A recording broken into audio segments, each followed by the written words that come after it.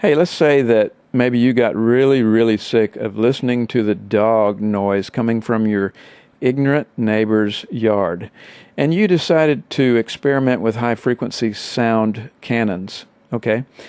An experimental starter rig, in theory only, of course, might look something like this.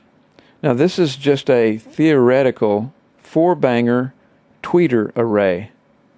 Of course, this doesn't exist, but if it did, again, it might look like this.